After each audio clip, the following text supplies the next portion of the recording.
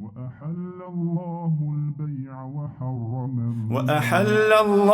البيع وحرم الربا وأحل الله البيع وحرم الربا. السلام عليكم ورحمة الله وبركاته. الحمد لله الذي شرع لنا من الدين ما ارتضاه وأحل لنا البيع وحرم الربا فعمت بها البركات وازدهرت الأرجاء. أشهد أن لا إله إلا الله وحده لا شريك له له الملك وله الحمد وله الثناء. وأشهد أن نبينا وحبيبنا وشفيعنا محمد رسول الله إمام المرسلين وخاتم النبيين وصفوة خلق الله أجمعين. نشهد بأنه بلغ الرسالة وأدى الأمانة ونصح الأمة وكشف الله به الغمة وجاهد في الله حق الجهاد حتى أتاه اليقين. فصلوات الله وسلامه عليه وعلى آله وصحابته والداعين بدعوته والعاملين بسنته بإحسان إلى يوم الدين وبعد. Gjithë falënderimet dhe lavdërimet I takojnë Allahut Gjelle Gjelaluhu, vetëm ata e falenderojmë dhe vetëm prej Tij ndihmë dhe falje kërkojmë, kurse salavatet dhe selamet I dërgojmë të dashmurit ton Muhammedit sallallahu alaihi wasallam, familjes së Tij, shokëve të Tij dhe gjithë ata të cilët pasojnë rrugën e tyre me të mirë deri në ditën e gjykimit. Të nderuar vëllezër, fillimisht falenderojmë Allahun Gjelle Gjelaluhu që na mundësoi të arrim këtë muaj të bekuar, kulusim Allahun Gjelle Gjelaluhu që Allahu Dhul Gjelal të pranon nga ne agjerimin e kësaj dite dhe veprat e mira të bëra në to, duke shpresuar që Allahu Gjelle Gjelaluhu të na dhuron dakortin që na të arrim shpëtimin në këtë muaj, duke kërkuar gjithashtu faljen dhe shpëtimin e Allahut Gjelle Gjelaluhu. Pa dyshim se arritja e këtij muaji është një mirësi dhe begati e madhe që Allahu Gjelle Gjelaluhu na ka dhuruar dhe na gjithashtu në këtë muaj duhet interesuar për fenë tonë, edhe është një thirrje që na të interesohemi dhe të shtojmë kujdesin në këtë dinë dhe në këtë fe dhe në ata të cilët Allahu Gjelle Gjelaluhu I ka ndaluar dhe I ka lejuar. Pa dyshim se në to futen të gjitha ato të cilët kanë të bëjnë me haje, me pije, me shitblerje dhe me tregti, ku na vetëm jemi duke folur dhe duke shpjeguar rreth shitblerjes e veçanërisht të disa të ndaluarave, për të cilën treguam dhe tham se të ndaluarat në Islam, në jurisprudencën islame janë të konsideruara dy llojet më kryesore, e të cilët janë ata të ndaluarat në veti dhe ata të ndaluarat pra haramet të cilët janë nga diçka tjetër. Prej asaj me të cilën folëm o vëllezër dhe jemi në shpjegim e sipër që prej të ndaluarave në vetveti, të cilët janë pra se besimtari duhet din se çka I lejohet konsumimi I tij, çka I lejohet të hanë, çka I lejohet të shit dhe çka I lejohet të blen dhe se si të jetë përfitimi dhe dobia dhe çka të përdor prej tyre, e prej tyre të cilët janë në vetveti që cekom janë mishi I ngordhur I kafshëve të ngordhura. Pra ngordhësirat ishin njëra prej atyre të cilët janë të ndaluara. Mirë po vëllezër, folëm në dersin e kaluar për disa përjashtime, ajo ishte prerja e copës dhe kputja e copës nga kafsha nëse është për zgjalli që e merr dispozitën e ngordhësirës, por gjithashtu dietarët të vëllezër kanë bërë disa përjashtime prej mishit të ngordhur të kafshëve apo prej ngordhësirave të gjitha, se çka përjashtohet prej tyre edhe çka konsiderohet coftir dhe e ngordhur sikur ato, edhe çka konsiderohet prej tyre që nuk është e ngordhur dhe është e pastër dhe lejohet përfitimi I saj dhe shitja e saj. E padyshim se hadithin të cilën e cekëm të pejgamberit sallallahu alaihi wasallam, të cilën pejgamberi sallallahu alajhi wasallam i preashtoi dhe se këto preashtimet nuk janë të nxjerrura nga vetë dikush sipas mendjes së tij që ai e ka menduar dhe i ka nxjerrur. Por këto padyshim se preashtimet nxjerren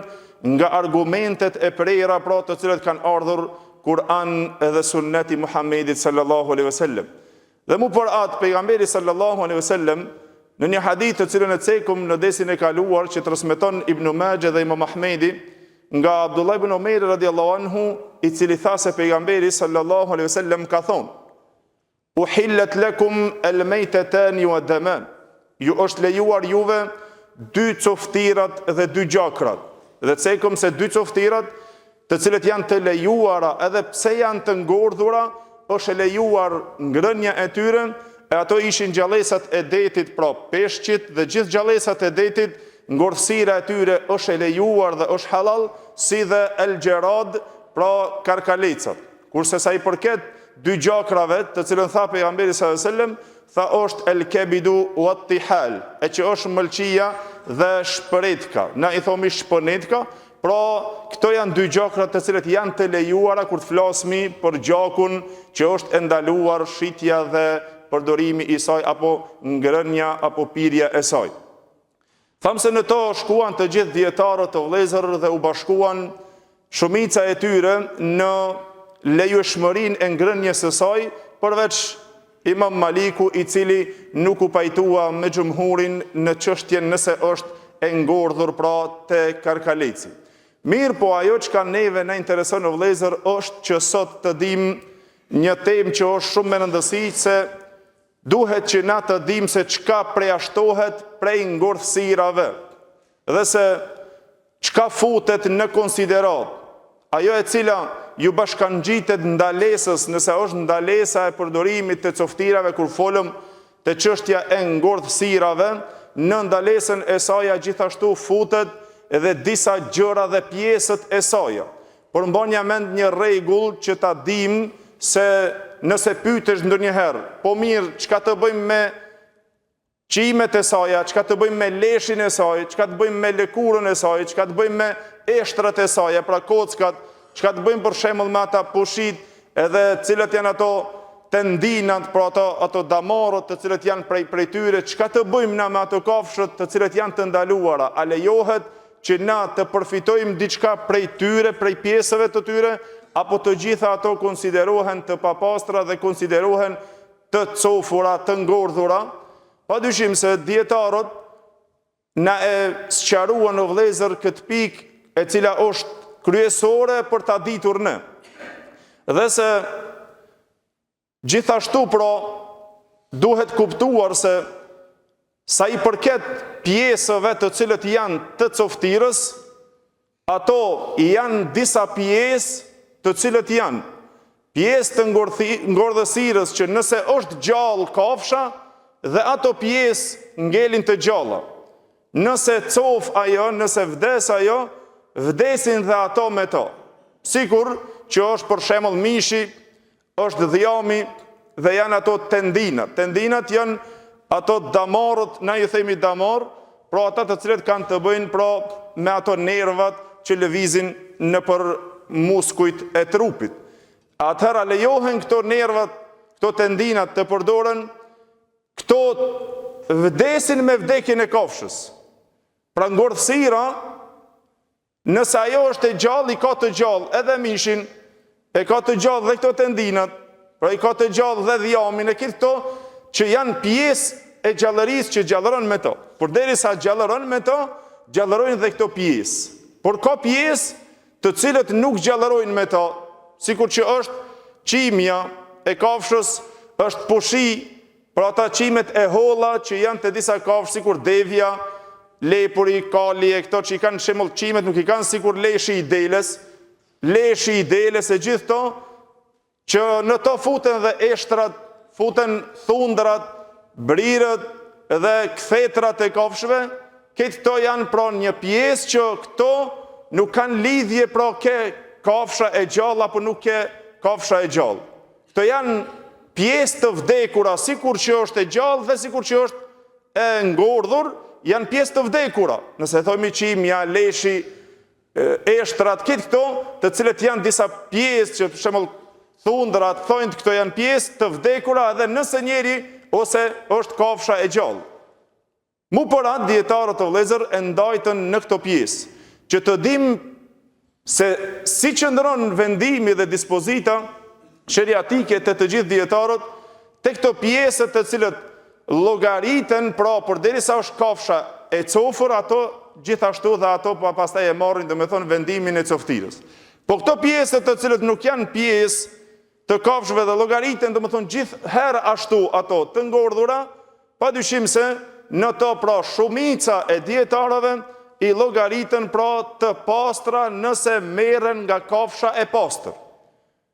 Përveç Imam Shafiut rahimullah, i cili doli me mendim të unik, pra të veçantë, që e ndjeku fjalën e tij, mendimi i tij, që thanë të gjitha janë të papastra. Pse? Tha për shkak se emri ky definicioni të ngordhura, ngordhësira, tha përfshin kafshën të tërën me gjithë pjesët e saj. E mu bërat të medhebi Shafi'i, pra vjen fjalë prej tij të cilën tha se ato të cilët janë të ngordhura, tha përfshihen të gjitha dhe janë të papastra. Dhe u argumentua me një hadith të pejgamberit sallallahu alaihi wasallam që transmetohet nga Ibn Umeri radhiyallahu anhu, që pejgamberi sallallahu alaihi wasallam tha idfinu al-adhafir wash-sha'r wad-dam fa innaha mayta. Vorosni thonjët, flokët dhe gjakun se janë ngordhësirë. Por ky hadith nuk qëndron i sakt për shkak defektit të zinxhirit të këtij hadithi, dhe dietarët pra xhumhuri, shumica e dietarëve të gjithë në to pra medhebit Hanefi, Maliki, Shafi'i, Hanbali dhe shumë prej dietarëve të tjerë El-Laythi, El-Auza'i, të cilët e ndjekën këtë mendim që nuk shkuan sikur që tha Imam Shafiu për shkak se hadithi ka defekt në zinxhirin e transmetimit, dhe në zinxhirin e këtij transmetimi të këtij hadithi gjendet një njeri që e ka emrin Abdullah ibn Abdul Aziz ibn Abi Rawad, i cili është i lënëm dhe nuk është i besueshëm në transmetimin e hadithit. Dhe mu për atë nuk është marrë pra si fjalë mbështetëse në mëdheb. Ato të cilët folën o vëllezër për pastërtinë e tyre, të këtyre pjesëve të cilët thamë që janë si gjallë si vdekur kafsha, të llogariten pra të vdekura, atëherë ato argumentuan me një ajet të Allahut xhelle xhelaluhu, pra ata të cilët thanë se është e pastër, Allahu xhelle xhelaluhu në Kur'an në suratun Nahl tha wa min aswafiha wa awbaliha wa ash'ariha athathan wa mata'an ila hin. Nga leshi i kafshëve, nga pushit e tyre, pra gazofat edhe gjitha ato kimet e tyre, tha Allahu xhelle xhelaluhu na ju kemi dhiruar që të keni pajisje, që të bëni rroba dhe shtresa me to deri me një kohë të caktuar, pra deri me një afat. Të gjitha pra nga leshi, nga qimet, nga ato janë përdoren për rrobat tona, përdoren për shtresa, përdoren për shumë sende të cilët Allahu xhelle xhelaluhu i la pajisje për ne. Gjithashtu është një hadith të cilën transmeton Imam Buhariu dhe Muslimi nga Ibn Abbas radhiyallahu anhu, i cili tha se pejgamberi sallallahu alaihi wasallam një herë kaloi pranë një dele së cofur e ngordhur që ishte dhuruar pra Mejmunës, e pastaj pejgamberi Allahut kur e pa që ato e kishin hudhur ato, në disa transmetime sa ka zgjatur ajo, domethënë që kanë ndetur ngordhësira e saj, por kur e pa pejgamberi sallam tha halla intafa'tum bi jildiha, a nuk bonte që të merrni përfitimin, ta përdorni lëkurën e saj? Thanoi dërguari i Allahut, po kjo ishte e cofër e ngordhur, si ta përdorim ata? Pejgamberi sallallahu alajhi wasallam tha inma hurrima akluha, me një transmetim tjetër inma hurrima aklu lahmiha, është bërë haram ngrënia e saj, është bërë haram ngrënia e mishit të saj. E dietarët e vëllezër pra në shkuan këtë hadith, tha që është bërë haram ngrënia e mishit të saj, por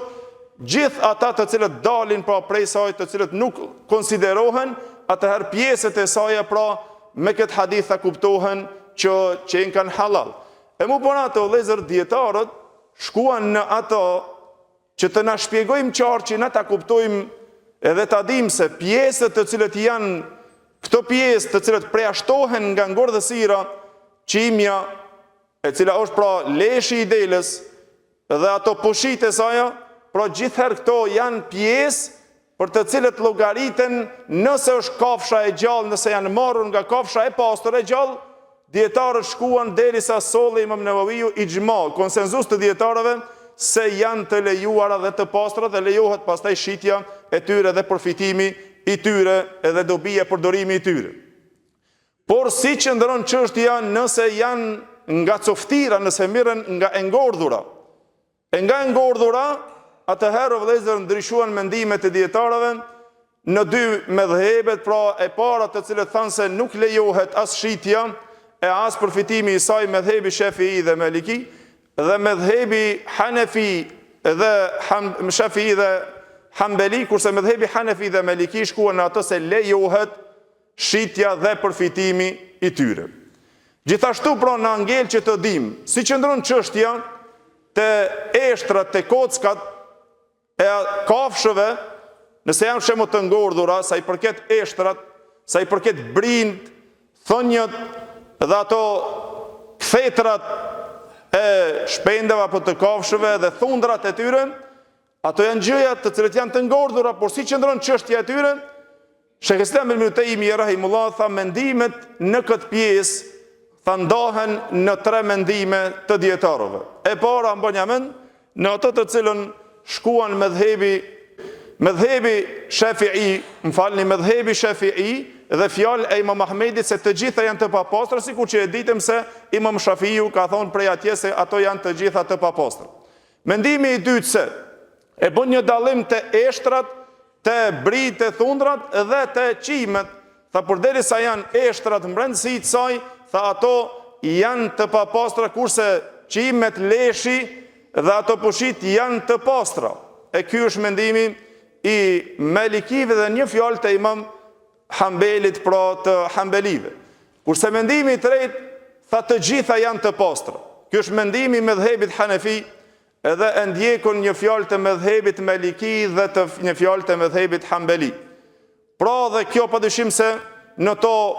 kuptohet pse të gjitha janë pra në këtë pjesë, përderisa janë pjesët të cilët llogariten të coftirës, atëherë të llogariten të pastra dhe llogariten që lejohet dobia e tyre dhe shitja e tyre, me hadithin e pejgamberit sallallahu alajhi wasallam që cekom te Imam Buhariu dhe Muslimi nga Ibn Abbas radhiyallahu anhu, që pejgamberi Allahut e përjashtoi pra nga ajo delja e cofur, e përjashtoi cilën, e përjashtoi mishin, ngrënien e saj, kurse që të ketë dobijat, përfitimet e gjërave tjera të pjesëve të saj, pra përderisa është kafsha halal, ajo kafshë është e pastër dhe merren prej saj, atëherë pra këto janë ato mendimet të cilët të vëllezër lejohet më për afërta normal në ato të cilën shkuan medhhebit Ebu Hanifes dhe ato të cilët e ndjekën se janë të pastra dhe lejohet përfitimi i tyre. Po, disa prej tyre dhe lejuan vetëm përfitimin e tyre, pra që të përdoren ata. Lusim Allahu xhelle xhelaluhu që Allahu xhelle xhelaluhu të na mëson fenë e tij dhe Allahu xhelle xhelaluhu të na bën nga ata të cilët ndjekmi më të mirën e saj, e cila e kuptojmë dhe është më e drejta e saj, që Allahu xhelle xhelaluhu të na jep dakortin dhe të na jep mundësinë që na të pasojmë më të mirën, ngel që të njoftohemi për lëkurën e kafshëve, lëkura se si qëndron, a është pjesë e saj që llogaritet e papastër, a lejohet shitja e saj, a lejohet shitblerja e saj, dhe a lejohet ajo pra atëherë kur të regjet, apo para se të regjet, ka këtu disa mendime të dietarëve që ja vlen që na të njoftohemi inshallah me lejen e Allahu xhelle xhelaluhu në dersin e ardhshëm. Wa aqulu qawli hadha astaghfirullahi li wa lakum walhamdulillahi rabbil alamin.